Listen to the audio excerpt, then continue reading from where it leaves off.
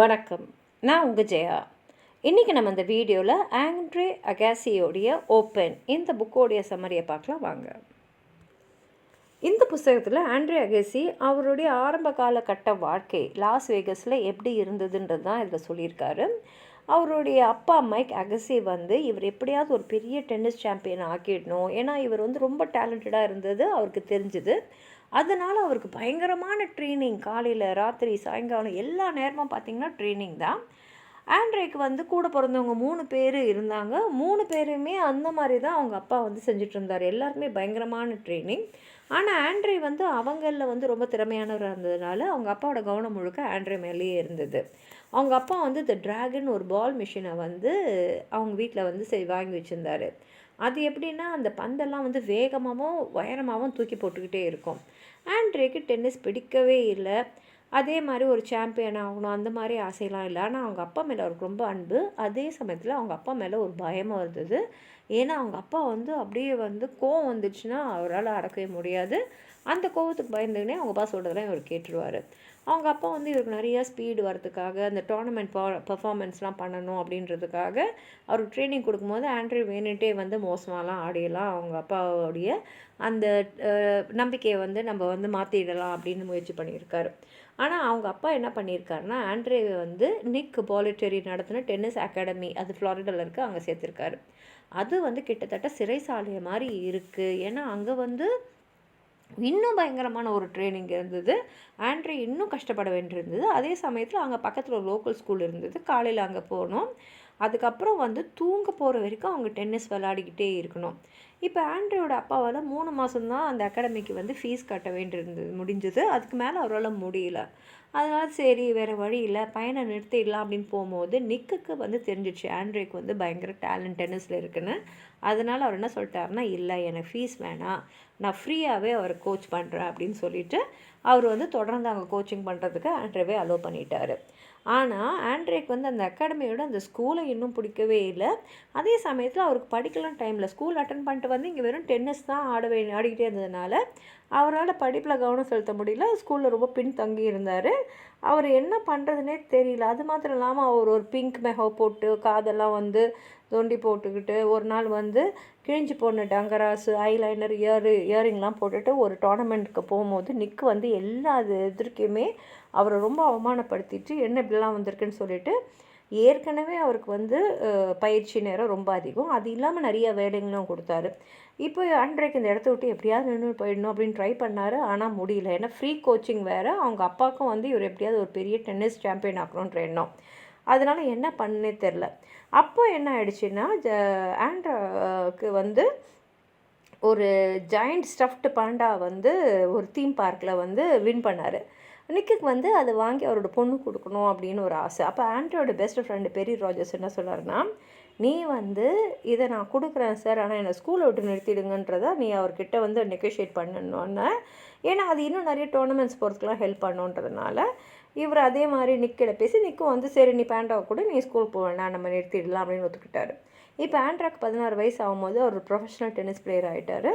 ஆனால் அவருக்கு வேறு வழி இல்லைன்றாரு. ஏன்னா இதை தான் ஆகணும் அப்படின்னு ஏற்கனவே அவங்க அப்பா நிர்ணயம் பண்ணி அதுக்கு தானே அவர் ட்ரைனிங் அனுப்புகிறாரு. அதனால் அவர் எங்கெல்லாம் டோர்னமெண்ட்ஸ் போகிறாரோ அவருடைய அண்ணனான ஃபிலி அவர் கூடயே வருவார். ரொம்ப நம்பிக்கையான ஒரு நெருங்கிய துணையாக அவர் இவர் கூட இருந்தார். அந்த சமயத்தில் தான் நிக்குக்கு ஒரு ஸ்பான்சர்ஷிப் கிடச்சிது. அதுக்காக ஆண்ட்ரே என்ன பண்ண வேண்டியிருந்ததுன்னா கொஞ்சம் ரிபலேஸாக ட்ரெஸ் பண்ண வேண்டியிருந்தது. அவருக்கு ஏற்கனவே ஒரு லாங் ஹேரு.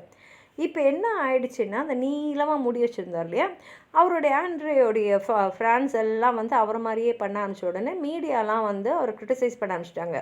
இவர் எல்லாருடைய கவனத்தையும் கவர்றதுக்காக என்னென்னவோ செய்கிறாரு அப்படின்றது. இப்போது ஆண்ட்ரே ஏன் லாங் ஹேர் வச்சுருந்தாரு, நீல முடி வச்சுட்டு அது கூட ஒரு ஹேர் பீஸையும் அவர் தலையில் சொருவி வச்சுருப்பார். இதுக்கு காரணம் அவருக்கு சின்ன வயசுலேயே வழுக்க விழ ஆரம்பிச்சதுனால அது தெரியாமல் இருக்கிறதுக்காக தான் அவர் முடியை நீளமாக வளர்த்துட்டு அது மாத்திரம் இல்லாமல் ஒரு ஹேர் ப்ரீஸை கிளிப் மாதிரி போட்டிருந்தார். அது வெளியில் வந்து ரொம்ப தைரியமாக இருக்கிற காட்டினதெல்லாம் வந்து அவரோட உள்ளே இருக்கக்கூடிய அந்த ஸ்ட்ரகிளை வந்து தன் வெளியில் வந்து காமிச்சிக்காமல் இருக்கிறதுக்காக தான் அது பண்ணியிருக்காரு. 1986லேருந்து 1987 பார்த்தீங்கன்னா அவர் உலகம் முழுக்க நிறைய இடத்துக்கு வந்து இந்த விளையாடுறதுக்காக போயிட்டு இருந்தது. அதுவும் முக்கியமாக இந்த 3 மேஜர் கிராண்ட் ஸ்லாம் டோர்னமெண்ட்ஸான US ஓப்பன், ஃப்ரெஞ்ச் ஓப்பன், விம்பிள்டனில் ஆடினார். இப்போ வந்து அவரால் வந்து கிளேலேயும் விளையாட முடியும், கிராஸ்லேயும் விளையாட முடியும். ஆனால் அவருக்கு பிடிக்காததுன்னு என்ன சொல்கிறாருன்னா விம்பிள்டனில் இருக்கிற அந்த ஃபார்மல் ரெகுலேஷன்ஸ் தான். அதுலேயும் பாரிஸில் லவரில் இருக்கும்போது அங்கே ஒரு பெயிண்டிங் பார்த்தார். அதில் ஒரு இளைஞர் வந்து ஒரு மலையோட உச்சியில் வந்து ஒரு வயசான ஆளை மேலே தூக்கிக்கிட்டு அதில் வந்து அந்த வயசான ஆள் வந்து ஒரு மூட்டை முழுக்க பணம் வச்சுருப்பார் அவர் முதுகில். இதை பார்க்கும் போது அவருக்கு இன்னும் தன்னைத்தானே பார்க்குற மாதிரி ஒரு தன்னை தான் அந்த பெயிண்டிங் வந்து பிரதிபலிக்கிறதா அவருக்கு ஒரு எண்ணம் தோணுச்சு. அப்புறம் வந்து 1987 வந்து அவருக்கு 17 வயசு ஆகும்போது அவரோட முதல் ப்ரொஃபஷ்னல் டோர்னமெண்ட்டை பிரசிலில் வந்து வின் பண்ணார். அதுக்கப்புறம் 1988 வந்து அவர் டேவிஸ் கப் வின்னிங் டீமில் அவரும் வந்து விளையாடியிருக்காரு. இப்போ அவருடைய ரேங்கிங் வந்து உலகத்திலே 4th நம்பரில் இருந்தார். கண்டினியூஸாக வந்து குவார்ட்டர் ஃபைனல்ஸில் செமிஃபைனல்ஸ் வரைக்கும் வந்து மேஜர் டோர்னமெண்ட்ஸ்க்கெலாம் வந்து வின் பண்ணி போயிட்டுருந்தார். அப்போ தான் வந்து அவர் 1989 கேனனில் வந்து இமேஜஸ் எவ்ரிதிங் ஆடில் வந்து வந்தார். அதில் ப்ரெஸ் வந்து எழுதின ஸ்லோகன்லேருந்தே தெரிஞ்சிடுச்சு ஆண்ட்ரே வந்து அவர் எப்படிப்பட்ட ஒரு பிளேயர்னு. அது மாத்திரம் இல்லாமல் அவருக்கு நிறைய ஃபேன் மெயில்ஸ் வரும். அதில் முக்கால்வாசியில் பெரும்பாலும் பார்த்திங்கன்னா பெண்கள்லாம் வந்து ஆடையே இல்லாமல் நிர்வாண படங்கள்லாம் அவர் காமிச்சிக்கிட்டே இருந்தாங்க. ஆண்ட்ரே வந்து ஃபிட்னஸ் ரொம்ப வந்து முக்கியத்துவம் கொடுத்தாரு. அதுவும் வந்து அவர் ட்ரெயினர் கில் ரேயஸ் வந்து அவருக்கு ஒரு நெருங்கிய நண்பராகவும் ஒரு அப்பா மாதிரி இருந்து அவருக்கு வந்து பயங்கரமான சப்போர்ட்டாக இருந்தார். ஆண்ட்ரே வந்து அதுக்கப்புறம் அவரோட 2 முக்கியமான ப்ரொஃபஷ்னல் ரைவல்ஸ் எதிரிகளாக இருந்த ஜிம் கொரியர், மைக்கேல் சாங்கியோ வந்து தோக்கடித்தார். 1990 ஃப்ரெஞ்ச் ஓப்பனில் வந்து அவர் முதல் முறையாக வந்து ஃபைனல்ஸ்க்கு வந்தார். ஆனால் அந்த மேட்ச்க்கு முன்னாடி என்ன ஆயிடுச்சுன்னா அவர் தலையில் வந்து அந்த வழுக்க தெரியாமல் இருக்கிறதுக்காக ஒரு ஹேர் பீஸ் வந்து வச்சுருந்தார் இல்லையா, அது நகர்ந்துடுச்சு.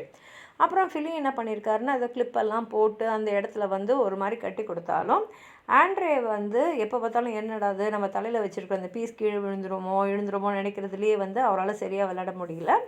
US ஓப்பன் ஃபைனலில் அவர் பீட் சாம்ப்ராஸ், அதாவது அவர் வந்து நமக்கு ஒரு காம்படிஷனே இல்லைன்னு அவர் நினச்சிருந்த ஒரு ஆள் கையில் போய் இவர் தோத்துட்டார்.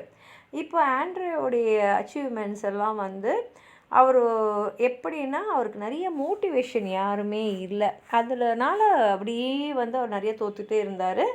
1991 பார்த்திங்கன்னா ஃப்ரெஞ்ச் ஓப்பன் ஃபைனலில் கொரியர்கிட்ட தோற்றுருக்காரு.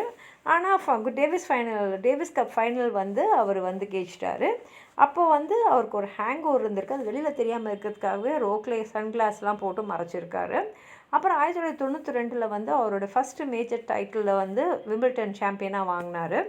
ரொம்ப சந்தோஷப்பட்டார். ஆனால் அது நீண்ட காலம் இல்லை. ஏன்னா வந்து அவருக்கு வந்து அவரோட மணிக்கட்டில் வந்து ஒரு அடிபட்டுட்டு அவருக்கு வந்து ரொம்ப வந்து பயிற்சி செய்கிறதோ விளையாடுறதோ கஷ்டமாக இருந்தது. அந்த சமயத்தில் தான் அவருடைய கேர்ள் ஃப்ரெண்டான வெண்டியும் வந்து அவரை விட்டு பிரிஞ்சு போயிட்டாங்க. இப்போ 1993 வந்து விம்பிள்டன்லேயே பார்த்திங்கன்னா கடைசியில் இருக்கக்கூடிய ஒரு சாம்பியனாக தான் அவர் இருந்தார். செகண்ட் ரவுண்ட்லேயே தோற்றுட்டு வெளியில் வந்துட்டார். இப்போ வந்து அவருக்கு கேர்ள் ஃப்ரெண்ட் இருந்தது வந்து பார்பரா ஸ்ட்ரெயின்செட். ஆனால் எல்லா பத்திரிக்கையாளர்களோட கவனமும் அவங்க மேலே ஏன் இருந்ததுன்னா இந்த பார்பரா வந்து அவரை விட 28 வயசு பெரியவங்க. ஆனால் இவருக்கு வந்து இப்போ மணிக்கட்டில் வந்து ஒரு அறுவை சிகிச்சை செய்ய வேண்டியிருந்தது. அந்த நேரத்தில் அவங்க வந்து ஆண்ட்ரே விட்டுட்டு அவங்க வந்து ஆக்டர் ப்ரூக் ஷீல்ஸோட அவங்க வந்து இணைஞ்சு போயிட்டாங்க. அதனால் அவங்களுடைய 2வது கேர்ள் ஃப்ரெண்டும் அவரை விட்டு போயாச்சு.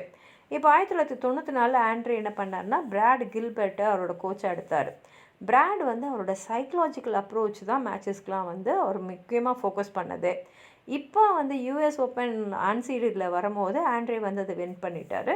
அப்புறம் ப்ரூக் வந்து என்ன சொன்னார்னா உன் கவனம் முழுக்க உன்னுடைய தலை வழுக்கையாக இருக்குது, அது எப்படி மறைக்குதுன்னே இருக்க, அதனால் நீ ஷேவ் பண்ணிவிடுவோம் தலையை அப்படின்னு சொன்னதுனால அவர் மொட்டை அடிச்சுக்கிட்டாரு.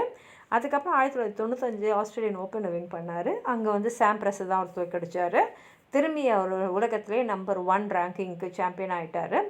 1995 அவர் வந்து விம்பிள்டன் ஃபைனல்ஸ் வந்து ஆண்ட்ரே வந்தார்.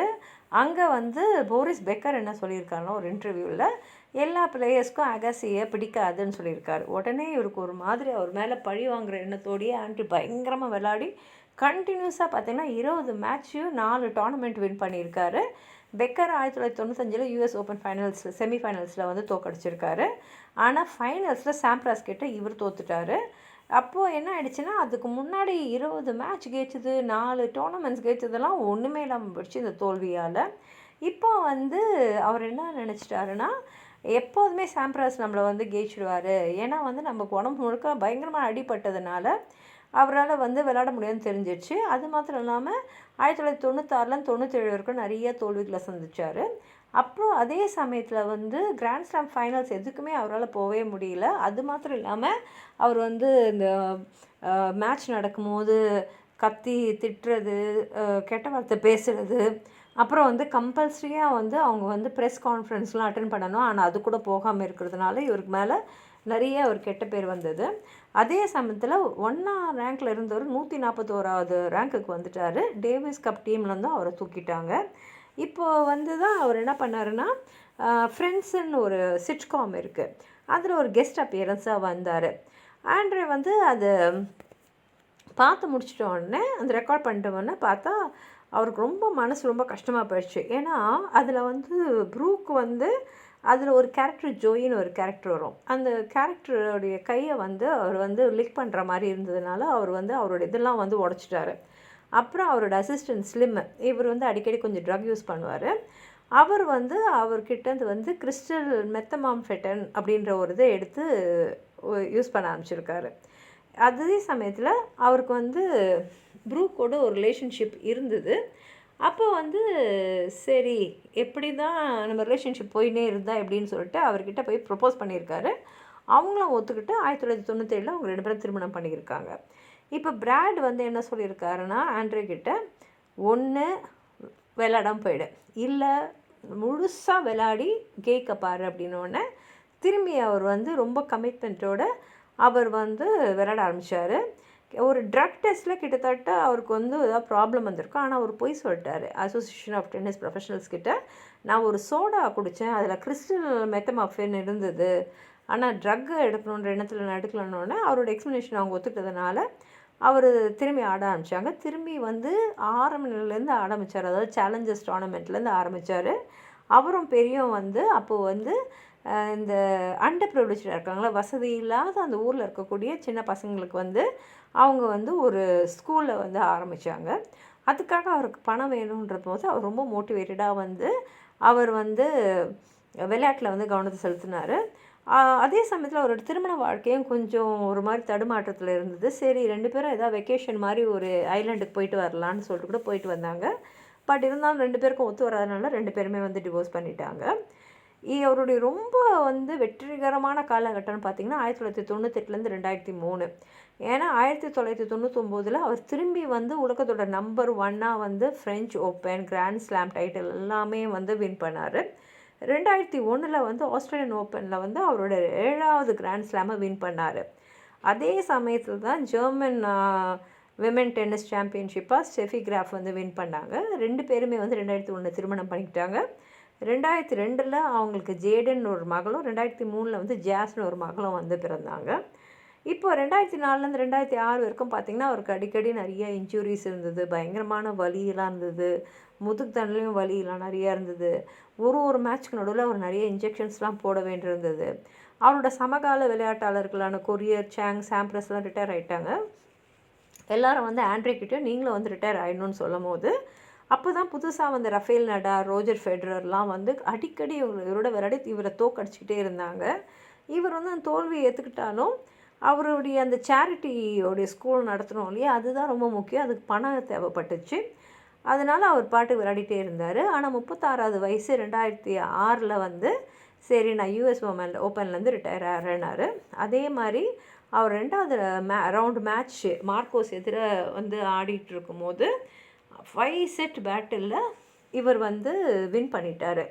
ஆனால் அவர் அவ்வளோ வலியோடு விளையாடுறத பார்த்து அவங்க அப்பா மைக் அகசி வந்து வேணாம், இனிமேல் டோர்னமெண்ட்லாம் போகாத, நிறுத்தேன்னு சொன்னார். ஆனால் ஆண்ட்ரே சொன்னார், இல்லை நான் வந்து தொடர்ந்து ஆடுவேன்னு. ஆனால் 3rd ரவுண்டில் வந்து அவர் தோத்துட்டார். அவர் ரிட்டையர்மெண்ட்டும் போது அவரோட கமெண்டேட்டர்ஸ்லாம் வந்து அகசி எந்த அளவுக்கு வந்து மாறி இருக்காருன்றத வெளிப்படையாகவே இப்போ அவங்களுக்கு தெரிஞ்சுது. ஆண்ட்ரேவா வந்து நான் என்ன அப்படின்றத நான் தெரிஞ்சுக்கிட்டேன், புரிஞ்சுக்கிட்டேன், படிச்சுக்கிட்டேன் அப்படின்னு சொல்லி தன்னை வந்து வெளிப்படையாக அவர் வந்து புரிஞ்சுக்கிட்ட ஒரு காலகட்டத்தை அடைஞ்சதை இதில் சொல்லியிருக்காரு. உங்களுக்கு ஏதாவது சொல்ல நினச்சிங்கன்னா கீழே இருக்கிற கமெண்ட் பாக்ஸில் எழுதுங்க. இந்த வீடியோவை லைக் பண்ணுங்கள், உங்கள் ஃப்ரெண்ட்ஸோடு ஷேர் பண்ணுங்கள். சப்ஸ்கிரைப் பண்ணாதவங்களாம் ப்ளீஸ் சப்ஸ்கிரைப் பண்ணி சப்போர்ட் பண்ணுங்கள். நன்றி.